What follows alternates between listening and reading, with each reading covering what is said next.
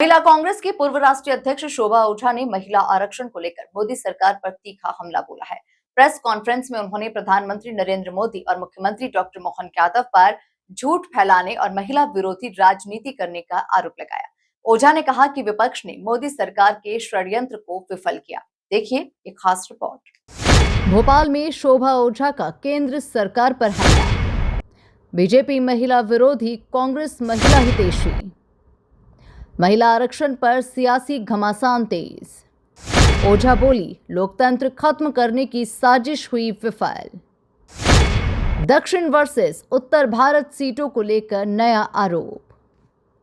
महिला आरक्षण को लेकर सूबे का सियासी तापमान बढ़ा है, जहां बीजेपी कांग्रेस दोनों एक दूसरे को आरक्षण हितैषी और आरक्षण विरोधी बता रहे हैं। भोपाल में आयोजित प्रेस कॉन्फ्रेंस में महिला कांग्रेस के पूर्व राष्ट्रीय अध्यक्ष शोभा ओझा ने केंद्र और राज्य सरकार पर जमकर निशाना साधा। उन्होंने आरोप लगाया कि महिला अत्याचार के मामलों में बीजेपी अपने नेताओं को बचाने में लगी रहती है। मणिपुर जैसे गंभीर मुद्दे पर भी प्रधानमंत्री नरेंद्र मोदी की चुप्पी पर सवाल उठाते हुए ओझा ने कहा कि सरकार संवेदनशील मुद्दों पर जवाब देने से बच रही है। देखिए, आज की प्रेस कॉन्फ्रेंस खास तौर से भारतीय जनता पार्टी, मोदी जी, मोहन जी, तमाम भारतीय जनता पार्टी के नेताओं ने जो झूठ फैलाने का प्रयास किया है, उसके विरोध में आज ये प्रेस कॉन्फ्रेंस ली है। और साफ तौर पे हमने ये समझाया है किस तरह से कांग्रेस पार्टी हमेशा से महिला हितैषी रही है। महिलाओं को राजनीतिक, आर्थिक रूप से कांग्रेस ने सशक्त किया है, सामाजिक रूप से सशक्त किया है। वहीं भारतीय जनता पार्टी हमेशा से बीजेपी महिला विरोधी रही है। महिला अत्याचार में लिप्त अपने नेताओं को बचाने में लगी रही। महिलाओं की कभी आवाज नहीं बनी। मुख्य प्रधानमंत्री चुप रहे। मणिपुर पे आज तक एक शब्द नहीं बोले हैं, जहां हजारों महिलाओं के साथ रेप और गैंग रेप हुआ, नग्न करके जहां सड़क पे घुमाई गई, प्रधानमंत्री के पास एक शब्द नहीं था। और अभी लोकसभा में जो शोभा ओझा ने महिला आरक्षण को लेकर भी बड़ा बयान दिया। उन्होंने कहा, महिला आरक्षण के नाम पर लोकतंत्र को खत्म करने की साजिश रची जा रही थी। ये 2029 में फिर से सत्ता हासिल करने की रणनीति का हिस्सा था। विपक्ष ने लोकसभा में बीजेपी के इस षड्यंत्र को विफल किया। ओझा ने आगे कहा, 2023 में विपक्ष की एकजुटता से महिला आरक्षण बिल पास हुआ था, लेकिन बीजेपी ने तब इसे नई जनगणना और परिसीमन से जोड़ दिया था।